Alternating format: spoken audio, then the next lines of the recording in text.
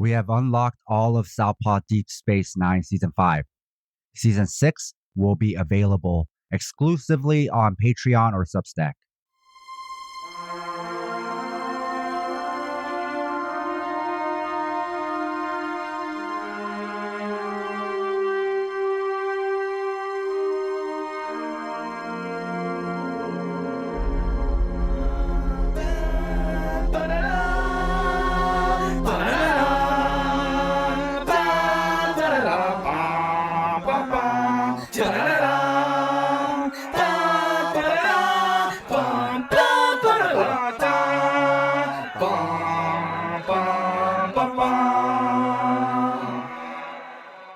This is Southpaw Deep Space 9 Season 5. We are your hosts, Scott and Sam. On this stardate, June 29th, 2025, we are discussing Ferengi Love Songs. Scott, can you tell us about this episode? It's an old Ferengi love song and a lot of fans as the war rages on.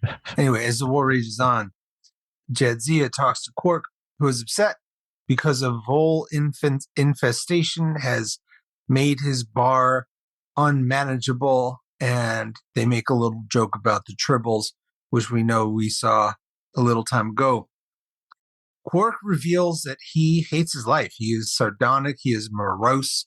He is not that fun to be around. He's been, as we know from previous episodes, he's been blacklisted from the Ferengi business world. So any business he does has been illegal. And I mean, I think a lot of the Ferengi business is probably illegal as well. They're sort of war profiteers, but that's an aside.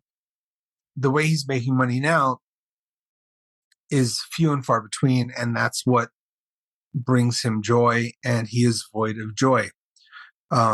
He's lost that capitalist sense of winning. Rom announces to Quark that he and Lita, his beloved Davo girl and Bajoran person, they're getting married. Quark just responds with sadness and darkness. Rom and Lita both sort of note that Quark needs help, and also Rom is sort of dressing in like some Bajoran garb, got like some earrings and stuff. He's doing it. And Rom reminds him that when times are dark, there's always someone lovely and someone wonderful in their life that always cares. Moogie, their mom. Quark decides to go to Moogie's house on Ferenginar, and he shows up crying, asking for help, like literally in tears. On the promenade, we see Rom. He's rocking the Bajoran swag. He's citing Bajoran poetry. He's talking to Jadzia and Miles. Jadzia knows the poem of which he speaks. Lita has requested for a traditional Bajoran wedding, and Rom wants to provide that to her, as what is important to her is important to him. And as this is happening, Miles is like, well, is Lita studying Ferengi culture? What is she doing? Is she learning the rules of acquisition? And she is not. Rom, again, just wants Lita to be happy. And then Miles and Jadzia say that Rom is the least Ferengi they ever met, which, when you pull that aside, is incredibly offensive and opens up for discussion. And Rom doesn't know what to do with that. On Ferenginar, Quark explains he is alone, poor, and unhappy, and hopes to stay with his mom for a while. You don't have to be a clinician to notice that he is depressed. And although he and Moogie never really saw eye to eye, she agrees, and he's looking for his toys from his old room. They've disappeared. He's looking for his things. And for whatever reason, the Negus, Zek, the leader of Ferengi, is in his closet with his servant, Mai Hardu. Nonplussed, Quark asks why Zek is at the house, because he is worried that she is in trouble because, Mugi is wearing clothes. Ferengi women are not supposed to wear clothes. Mugi has been making investments. Women in Ferengi are not supposed to make investments. And also, she's really good at it. And it turns out that the Grand Negus and Mugi are an item. Ishka, Mugi, and Zek are like they met at a Tango tournament. Tango is a game we've learned about before. And she was sort of like giving him Tango advice. He was sort of giving her Tango advice. They met up. He was surprised that Mugi was a woman, and they've been seeing each other quietly for a while. Quark at first is confused, and then he realizes that in a very Quark way, that this is something that he can use to his advantage. This might be something that will get his business license back. But then Zek leaves to go handle some business. And in Quark's head, he's like, we are so back, baby. At Deep Space Nine, the Vols are gone. And Rom asks for a long lunch. He's been working with Miles. He asks for a long lunch so he can talk to Lita and ask her to sign the waiver of property and profit, which is a Ferengi prenuptial that basically leaves the bride destitute if a marriage is to dissolve. Rom gets this like strange paranoia that Lita is acting like his ex-wife, which is also Nog's mom, and after his not very high sum of latinum. And Rom posits, since he's wearing Bajoran clothes, why shouldn't she do that? Lita says absolutely not, and they call the whole thing off. It's a totally logical thing to do. Back on Ferenginar, Quark, Zek, and Mugi eating dinner, eating worms, eating grubs. Quark tries to use flattery to get Zek to get him to stop the FCA punishment. And Zek is like, no, I can't do that. If I were to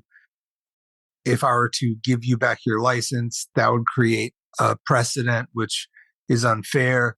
And Mugi kind of agrees. We're not trying to undermine Ferengi culture here. I mean, not too much, because Mugi is already like, she's a wonderful, subversive person. And then Brunt, the FCA goon, shows up, who is the guy that is responsible for Quark losing his license. He's cantankerous, boisterous. He's always up to something. And the thing is, he knows about the love affair of Mugi and Zek. And Quark tries to feign ignorance, but, as the oldest man of the family, Mugi is technically Quark's responsibility under the Ferengi Court of Law. And Brunt worries that Mugi will continue to want more things, like, freedom and equal rights, and start a Ferengi feminist revolution. Brunt wants to blow up Zek's spot, but tells Quark that if he breaks up the relationship on the quiet style, he will give his business license back. Quark obviously says, I would never do that. Psych. Quark agrees. That's what Quark does. Quark goes to Zek's office to pay his respects, say nice things, and plays silly and is being like passive aggressive and talks about all the profit that Mugi made, which Zek said he knew about, but Quark suggests that she still has more money, which Quark helps her launder and worries she will start a revolution. But again, Quark plays coy about the rumors. He's passive. He just sort of plays Grand Negus Zek like a puppet, and he bites. Zek is like all types of worried. And I was going to do a Zek impression, but I don't want to do that because also the actor, he's a good dude. At Quark's house, Quark talks about how depressed he is about not being able to make profit to Mugi, how she could never understand what it's like to have lost what he's done. And she states, well, the law actually makes it that I can't even do the thing that you had taken from you. And he says, don't get political. We will talk about this later. Moogie says Quark is a mean, manipulative jerk and will, on his behalf, go ask Zek to reconsider the business ban. Is Quark playing both sides or knows what he's doing? On Deep Space Nine, Worf is doing some stuff with Odo, and they're trying to figure out why Martok is fighting everybody.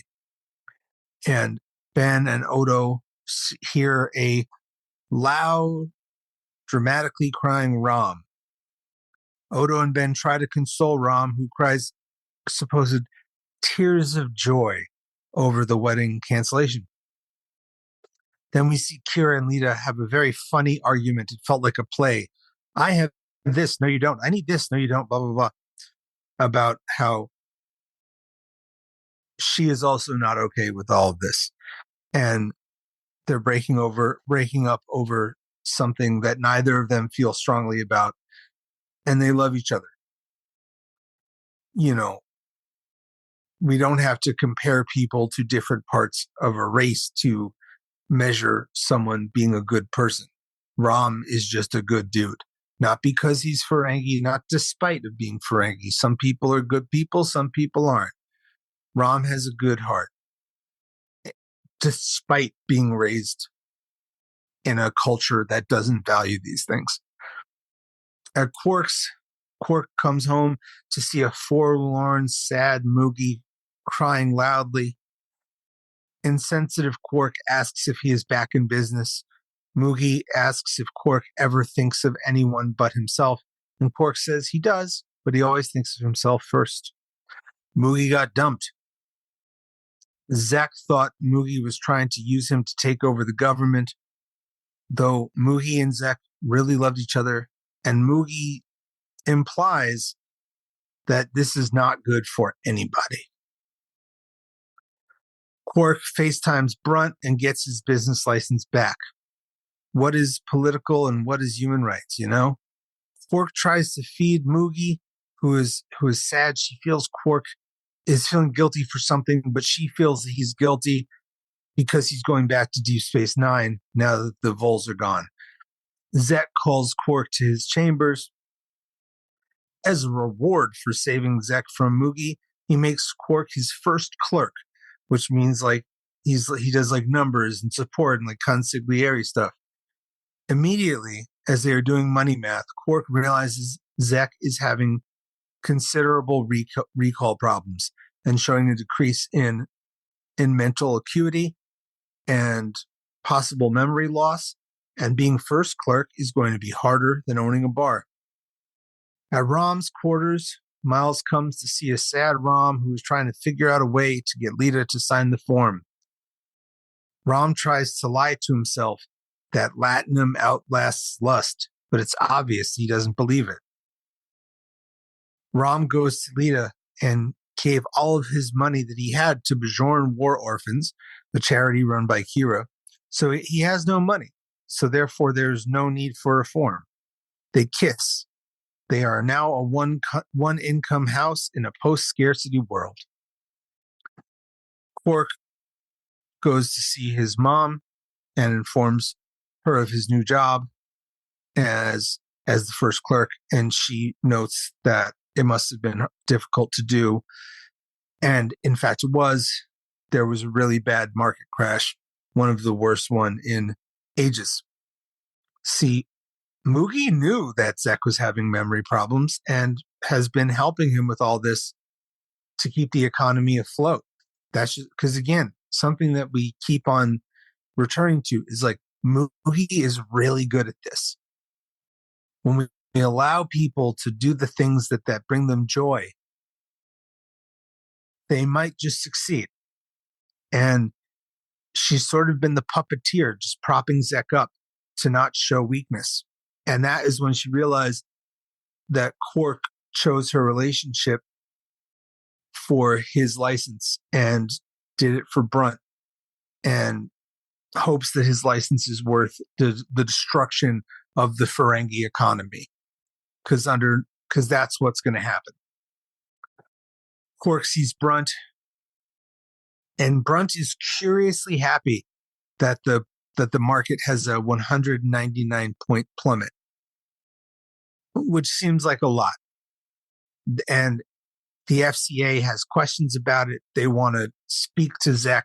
They're closing the market for the day, and we find out this is what Brunt wanted all along. Brunt knew of the memory loss. He knew that if he stopped the relationship, he would pull the strings away, and this would allow him to make Zek look bad, Zek look stupid, and Zek look unable to be the Grand Negus. So Brunt could be the next Grand Negus. And Quark is able to keep his license and also able to go back to Deep Space Nine. At his family home, talking to Moogie, Quark realizes that he has unfortunately developed a human conscience and feels bad and feels sad and feels all these emotions that he normally would suppress. And Moogie's like, that's all good and great, but you're kind of a jerk. We got to stop Brunt. Let me tell you what to do. So at the meeting where they're going to make Zek look bad, we don't see it. We just see after it. Zek passes the exam with Quark's help, and Quark recommends that they take Zek to go to see some Vulcans who might be able to fix his brain, because in the lore, Vulcan science often works with the mind. Zek asks Quark to be his advisor, but Quark points out that actually he needs a different advisor. He needs the best advisor. He needs Quark's advisor, Moogie, who came up with all of this plan. Because again, Moogie does this shit. Moogie is about this. Moogie is really good at this. If there's anything you take from this episode, Moogie is really good at this. And before Quark leaves, he was looking for his action figures earlier. Moogie brings him them, and she just put them away in the event that he would want them. And he points out that they might be worth a lot. And she's like, well, I told you that if you kept them in the box, they'd be worth more. And he's like, oh, wow, you've been giving me business advice since I was a kid. Like, you really are good. You're really good at this. As he puts his stuff away, Brunt shows up, is upset, and says, Zek might be untouchable, but you are not. You can have your license, but I'm going to watch you fail. And if I have to, I'm going to watch you die. And as Brunt disappears, Quark starts playing with his toys, which is one reason you take them out of the packaging. Because playing with your toys is fun. Yep. A note to our listeners. If you love the Southpaw Project, please support us and help us get paid for our labor by financially supporting us on Patreon. This will give you access to exclusive bonus content, like transcripts, early releases of Southpaw Deep Space Nine, our fictional narrative podcast, Fighters Brew, break-free versions of our shows without interruptions like you're hearing now, bonus articles, Fighters Brew transcripts with extra content, Liberation Martial Arts Online, as well as our private chat group on Discord. You can find all pertinent links at southpawpod.com. So I've been looking for a light episode, and the Grand Negus delivered. Now, even with that said, this episode still continued with the theme of parents and children, but this time, instead of exploring how parents can hurt their children, is how children can hurt their parents. Yeah. Yet the parent forgives.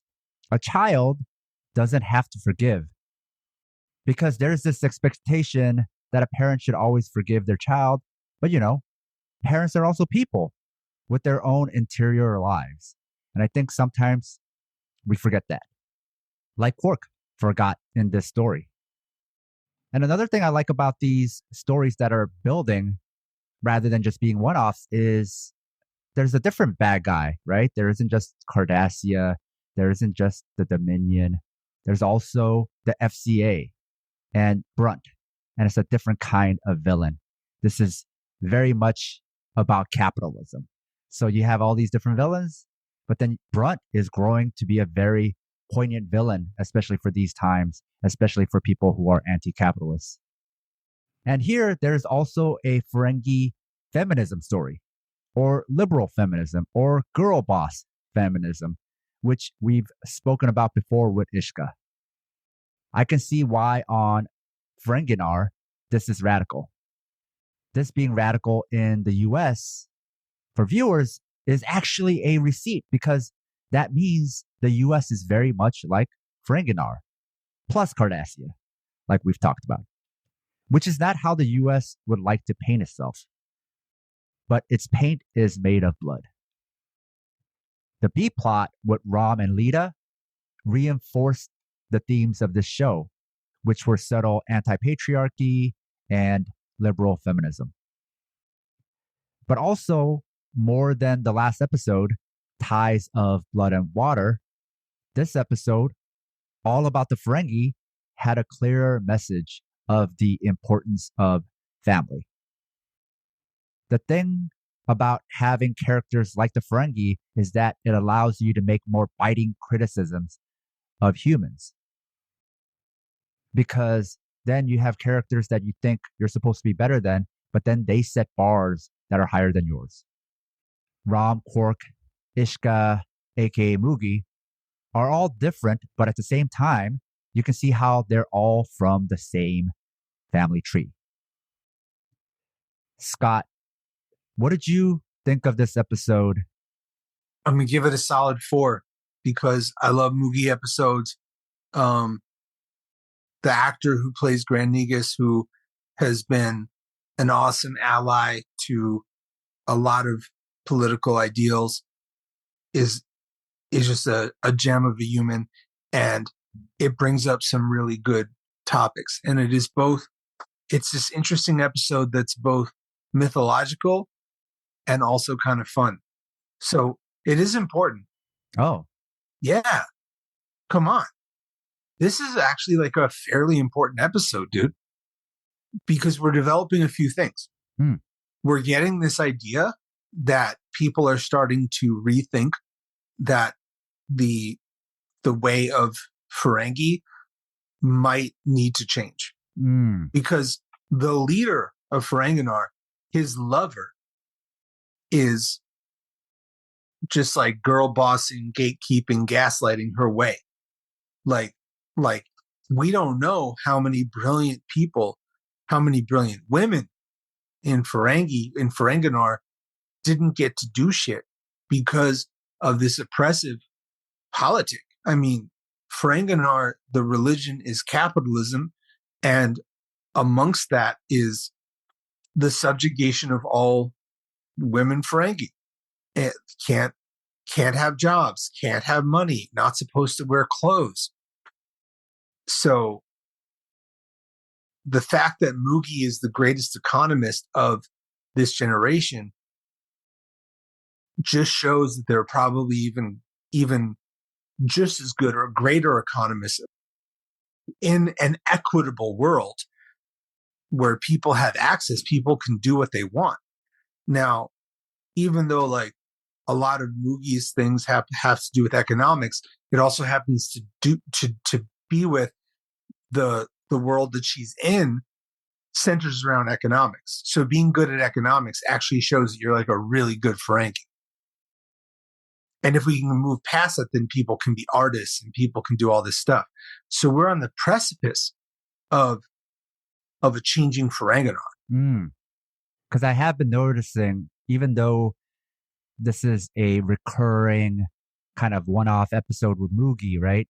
They're not self-contained. They've been building off of each other. Right. So that's been interesting to watch. The Mugi story has been independently, right? We're not always watching it, but it continuously builds upon itself. And that's all I'm saying. Okay. Because we're just like seeing a bunch of stuff just change. And that's really cool. And it makes me happy. Kind of like every time Quark goes there, it's like a snapshot where we get to see things have changed since last time. And now the Grand Nagus recurring character and the Mugi character are converging together. So all those different things are building now together. So, Right. And you're forgetting another thing, dude. huh. Ram is about to get married to Lita. Ah, And Ram is this dude who is just like a sweet guy. He's just like Ram is just a sweet person who, like many people we grow up with that are like just too sweet for the environment they grew up in. But he has this gift where he's gone to this cool place, met someone not from Ferengi because he tried to date somebody there and it didn't work. And he's met this person whose values are so very different from the values that he's grown up with. And we do know that opposites attract. There's some very famous lobbyists that are married that are like Democrat and Republican. I would argue the Democrats aren't that Democrat, but whatever, that's a different story. but in theory, In theory, opposites do attract. So it's important. So also remember, I've said this before, we're at the good place. And we're at the place where now a bunch of writers have come to Deep Space Nine, like Ronald D. Moore and other people who are really excited about developing characters and races that were introduced in other Star Treks but weren't able to develop. So what you're going to see, without giving away spoilers, is we've already seen this development of the Cardassians, and we've already seen a lot of growth from the Ferengi. We're also going to see more about Bajor, more about Klingons. Just like when you don't have to move a lot, you have time to grow. So this episode is a really special place in the Ferengi part of this story. fun and important. I like that. Yes. Yeah. It's a good episode, but it also like brings up some important stuff. So I don't know if you were going to bring up the thing about like quote unquote don't bring up politics. Go ahead. Okay. So there's this scene which is very prescient in arguments that people have now where Moogie is pining that, you know, she doesn't have rights either because Quark is like, you have no idea what I lost. And she's like, I never had it. And he's like, why do you have to get political? And this is a default that a lot of mostly white cis hetero dudes and sometimes gay and sometimes non-white, but mostly like people of a certain group, they do that. They say, why do we have to get political? Like, to me, trans rights or human rights is not a political statement.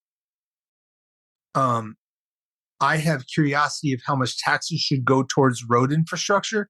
That is a political statement. So, like, there was a time where I could have quote unquote political conversations with people on the right where I didn't like hate them hate is a strong word, where I didn't like really have questions about their moral caliber at the end of the conversation because these conversations used to really be about quote unquote politics. Like calling rights politics is just shows your privilege.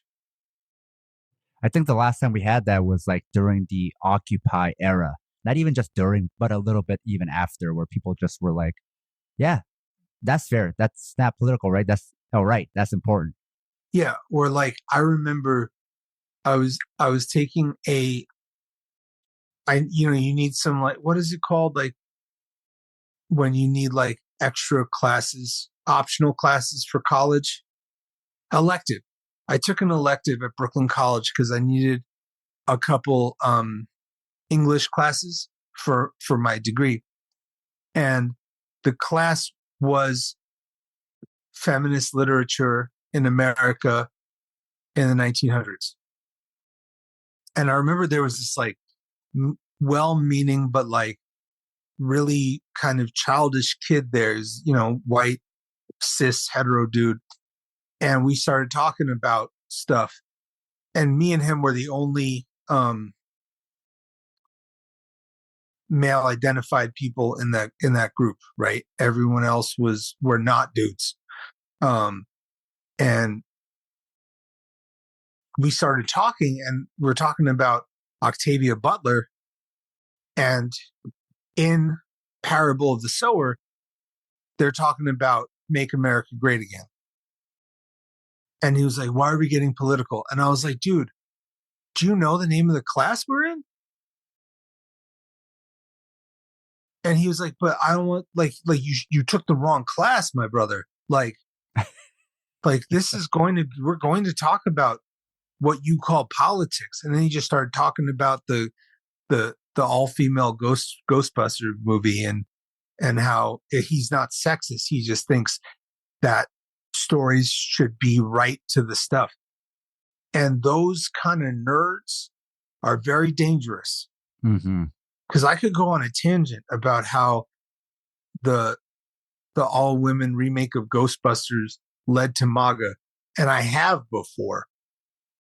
And I'm not blaming that movie because there's nothing wrong with that movie, but the reactionary reaction to it radicalized a lot of people.